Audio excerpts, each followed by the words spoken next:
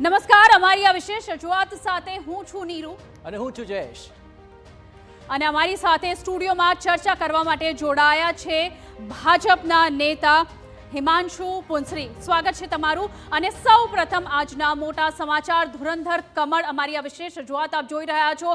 આજે ફરી એક વખત સફાયો કરી નાખ્યો છે ભાજપે તમામ પાર્ટીઓનો। જે રીતે આપણે જોઈ રહ્યા છીએ આટલા સમયથી કે કઈ રીતે આટલા વર્ષોથી મહાનગરપાલિકાઓમાં જે ભગવો લહેરાઈ રહ્યો છે એને જોઈને જ આપણે અત્યારે જો લેટેસ્ટ અપડેટની વાત કરીએ તો સ્થાનિક સ્વરાજની ચૂંટણીમાં લહેરાયો છે કેસરીઓ। તમામ 15 મહાનગરપાલિકાઓમાં ભાજપની ભવ્ય જીત થઈ છે અને આ સાથે જ આપને જણાવી દઈએ કે નવી રચાયેલી મનપાઓમાં પણ મતદારોએ ભાજપને સત્તા સોંપી દીધી છે। તો એક વખત ફરી 15 મનપામાં વિપક્ષના નામ માત્રની બેઠકોથી સંતોષ માનવો પડ્યો છે અને મનપાની કુલ 1044 પૈકી 800થી વધુ બેઠકો પર ભાજપનો વિજય થયો છે।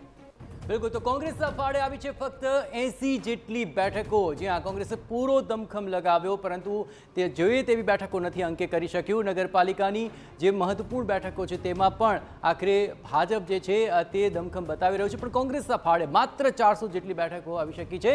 જિલ્લા પંચાયતની 1090 પૈકી 750થી વધુ બેઠકો ઉપર ભાજપનો ભગવો લહેરાયો છે અને જિલ્લા પંચાયતમાં કોંગ્રેસના ફાળે 110 જેટલી બેઠકો અત્યારે બોલી રહી છે। આ ઉપરાંત તાલુકા પંચાયતની 5234 પૈકી 3100થી વધુ બેઠકો ઉપર ભાજપે કબજો જમાવી લીધો છે અને તાલુકા પંચાયતમાં કોંગ્રેસે ફાળે 840 જેટલી બેઠકો આવી છે। તો ઓવરઓલ જોવા જઈએ તો કોંગ્રેસે ઘણી જ ફાઇટ આપી, પરંતુ છતાં પણ ભાજપનો જે વિજય રથ છે તે આ વખતે પણ ઘણો આગળ વધતો દેખાઈ રહ્યો છે અને તમામ 15 મહાનગરપાલિકાઓમાં ભાજપની ભવ્ય જીત થઈ છે। આ વખતે પણ જે નવી મહાનગરપાલિકાની અંદર ચૂંટણીઓ હતી ત્યાં પણ આખરે ભાજપે પોતાનો દમખમ બતાવ્યો છે અને તેમાં જીત હાંસલ કરી છે, એટલે કે 15 મહાનગરપાલિકાઓની અંદર ભાજપે મહત્વપૂર્ણ જીત હાંસલ કરી છે। જે અન્ય નાના મોટા પક્ષો છે અને અપક્ષોએ જે દમ બતાવ્યો પણ જોઈએ તેવી તેમાં ખાસ સફળતા નથી લાગી। આ વખતે ચૂંટણી પ્રચારની અંદર જે માહોલ જણાઈ રહ્યો હતો અને આખરે ઘણી જ રસાકસી હતી, પણ ત્યારબાદ આખરે ભાજપનો ભવ્ય વિજય અત્યારે જણાઈ રહ્યો છે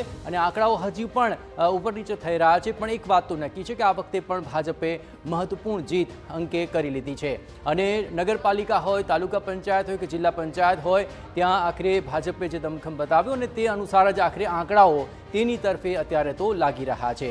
જોકે આ વખતે કોંગ્રેસનો વોટ શેર વધ્યો હોય તે પ્રકારની વાત ચોક્કસ કોંગ્રેસ કરી રહ્યું છે, પરંતુ હાલ આ સમગ્ર મામલે જોવા જઈએ તો આ તમામ બાબતોની અંદર મહત્વપૂર્ણ બાબત એ રહેશે કે હવે જે તમામ આંકડાઓ આવશે ત્યારબાદ તેના લેખાજોખા અત્યંત મહત્વપૂર્ણ બની રહેશે અને સમગ્રતયા જોવા જઈએ તો આ આખી જે ઘટનાક્રમ છે તેની અંદર અલગ અલગ મહાનગરપાલિકાઓની અંદર જે સિનારીઓ સામે આવી રહ્યો છે તેનો પણ એક અદ્ભુત ચિતાર આપણી સમક્ષ રજૂ કરવા જઈએ છીએ।